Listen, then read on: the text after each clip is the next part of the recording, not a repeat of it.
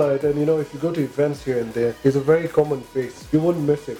Mr. Kamal Gupta, thank you so much for your time. I know you're a busy person and to remove time is a bit difficult, but thank you for coming. Thank you for coming on the SAK show. Now, tell us, who is Kamal Gupta in a brief summary? Thank you very much, Shaheed, for inviting me. Yeah. And Kamal Gupta is a professional. I'm an engineer. I'm master's in electronics, and presently I'm working for Schneider Electric. I'm director for renewable energy and industry business for whole of East Africa. Okay. At the same time, I'm also a national general secretary of Hindu Council of Kenya. I'm sure that you know Hindu Council is umbrella body for all the Hindu institutions across Kenya. Okay. I have a few other responsibilities. I'm also chairing Kenya Renewable Energy Association, which is again an umbrella body for all the renewable energy associations or all the renewable energy business member organizations across Kenya. Okay. And also general secretary of Hindu Religious and Service Center. Good, man. That's like, how do you cope up with all this? Okay. So there is a passion which is actually getting in, and I wish that whatever energy and whatever time I have, I should really thrive and I should do something. Yeah. So tell me, Kamal Gupta, you're born and brought up in India? Yes, I'm born in India, and then I did my master's, all my studies in India. I had very many global assignments when I was working in India. I had 18 years of experience in India alone for the professional side. Okay. And then... So you moved to Kenya recently, or how long? I shifted Kenya in 2010, the time when it was September 2010, and I took this responsibility of specifically to pledge myself into renewable energy sector. So what exactly is renewable energy? Okay, as you know that there was a very serious issue of energy accessibility across the country, and the time when I arrived, it was almost 15% people were connected with grid.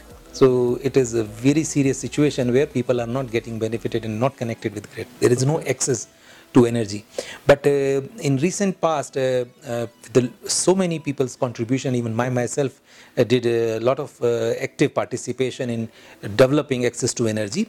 So what we did that we developed this working of solar availability, whether it is lighting, whether it is commercial activities and all. And then in recent time, we have reached to access to energy as high as about 70%. Wow. So tell me, how has your journey been so far from there to now? Okay, as I mentioned that this mission was not all alone mine. This was mission of the government of Kenya, where with the help of Ministry of Energy, I personally contribute a lot and took a responsibility as an engineer, as a technologist. So did keep doing innovative and creative ideas to support the mission of Ministry of Energy to do the universal access to energy. And that is one of the reasons why we have achieved to so far. And our mission as a president mission is by 2020 it has to be 100%. Because this is the toughest time when we are reaching to every nook and corner of the country to find an opportunity where we can get real serve people those are really needed. And those needy people are definitely getting benefited with the help of such kind of technologist product. Wow, so that's pretty good. I mean, you're also helping where the energy is not reaching. You make sure it's reaching to that point and it's accessible by everyone, right? That's very true. And as I mentioned to you that energy is the backbone for any and everything, even if it is education or if it is any other factor. Yeah. So tell me, are you the only one who's dealing with it? Are you exclusive or many people are doing it? I'm not exclusive, but I'm contributing with my technical skill to the particular sector. But as I mentioned, I'm chairman of Kenya Renewable Energy Association. So you're heading it all up? I'm heading it all up. Wow. So I'm also motivating people to be creative and innovative so that their participation would be there. So if somebody wants to participate into it and want to get into it, how does that go? It's something where the system is that you have to be there, you have to pledge, you have to get into the system, you have to learn the whole processes and then move further. So it's like a course or something that you have to do. It's not really a course, but yes, learning has always been very, very important and essential. As I mentioned that when we are talking about how you can participate with this kind of function, is you have to have a knowledge, that the point which you rightly raise, and then when you have the knowledge, then avenues are there. Now I'm also representing Kenya in technical sector, means Kenya Bureau of Standards. I'm heading technical committee, and there are many other boards where I'm very actively participating in to establish that technology and standardization has to be met in the country. I mean, you're doing a brilliant job, fantastic stuff. Keep it up. I mean, because of you, we're getting there.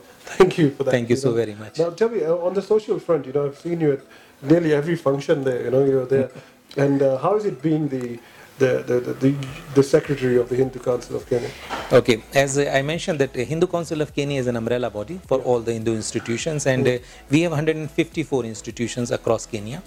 We have 5 branches. And you're a member of all of them? Not all of them are member of Hindu Council. Take it this way, because being an umbrella body, we ask and we take them as an part of the structure and system. We are from the national body based in Nairobi, but we have 5 branches across country. We have a branch in Mombasa, Kisumu, Eldoret, Nakuru, and Mount Kenya. So all these branches are also working as an autonomy body. Means they are taking care of the member institutions across that region, but at the same time they are coordinating with the national body to get best out of it. What is the mandate which is essential, and what is the expectation from the people? That is what we are as an association are trying to manage it up. And as a council, our mandate is to represent the community, to take all the issues, all the expectations, all the needs of the community at every level, whether it is government of Kenya, whether it is any other government, UK British government, Indian government, and any other government. We are also trying to harmonize people from various sector of the community, whether it is business sector, education sector. So that is where the synergies are coming in. Okay, I mean that's brilliant stuff. So tell me, I mean all these communities which are there and everything, what does it take to become a member of it? Okay, there is a structure, a procedure for the membership of Hindu Council of Kenya.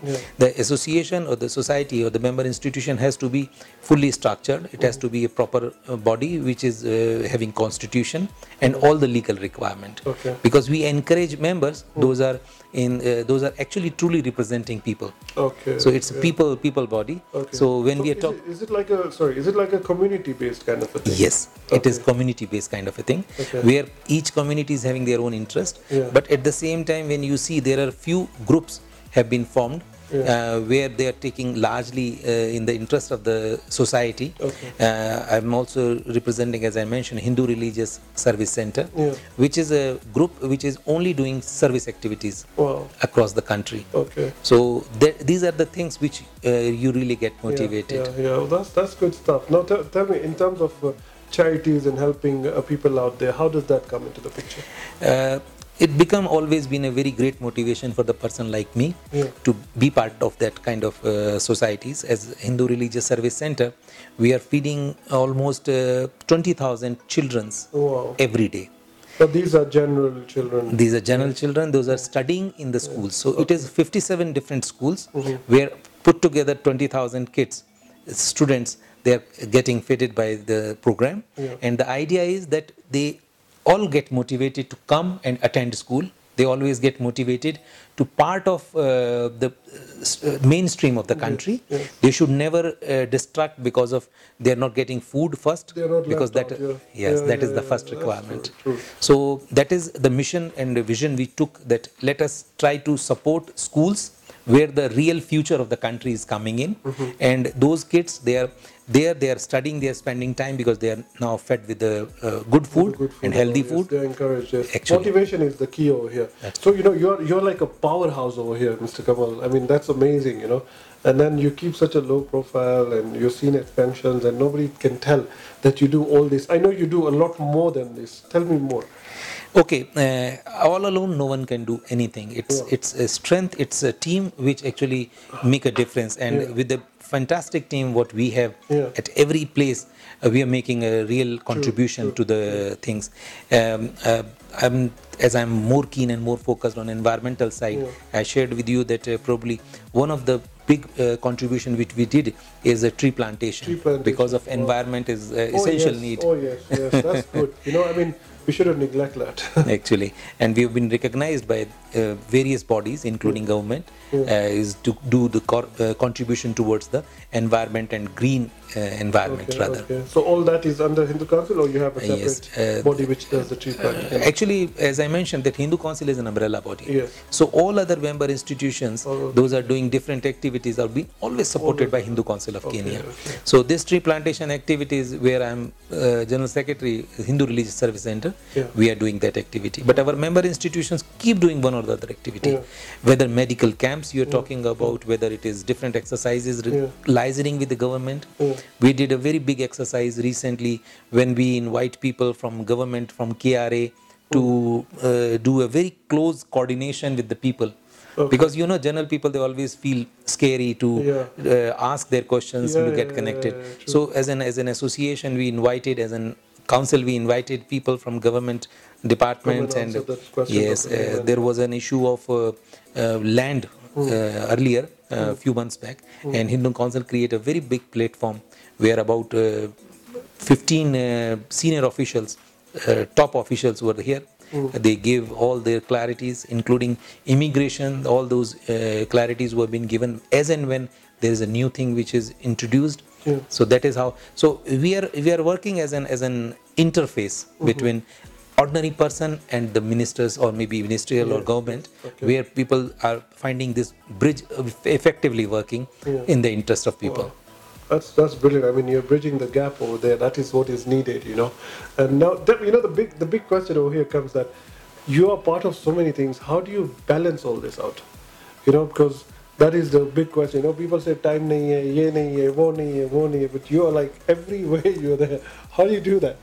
But I need to know what drugs you are on.